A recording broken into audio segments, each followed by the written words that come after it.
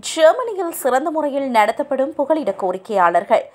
ஜெர்மனியில் புதிதாக வந்த புகலிட கோரிக்கையாளர்களுக்காக அரசு நடத்தும் நிறுவனம் ஒன்றில் பணிபுரியும் பெண்ணொருவர் புகலிட கோரிக்கையாளர்களை ஜெர்மனியும் பிரித்தானியாவும் நடத்தும் விதத்தில் உள்ள வித்தியாசங்களை சுட்டிக்காட்டி புகலிட கோரிக்கையாளர்களை எப்படி நடத்துவது என ஜெர்மனியிடமிருந்து பிரித்தானியா பாடம் கற்றுக்கொள்ள வேண்டும் என்றுள்ளார்.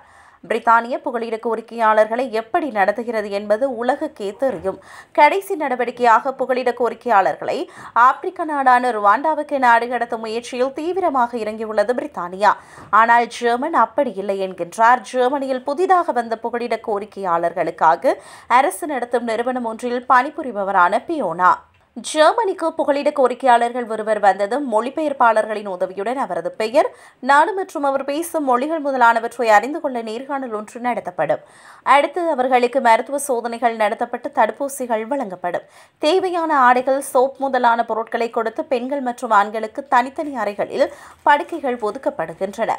குடும்பங்கள் சேர்ந்து இருக்க அனுமதிக்கப்படுகிறது.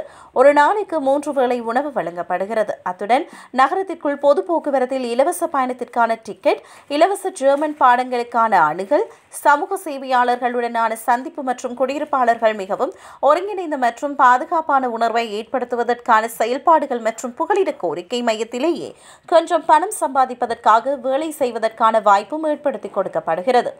புலம்பெயர்தல் மற்றும் அகதிகளுக்கான அரசாங்கத்துறையிடம் தங்களின் புகலிட விண்ணப்பத்திற்காக அவர்கள் நேர்காணலை பெறுகிறார்கள். அதற்காக சமூக சேவையாளர்களின் உதவியும் வழங்கப்படுகிறது.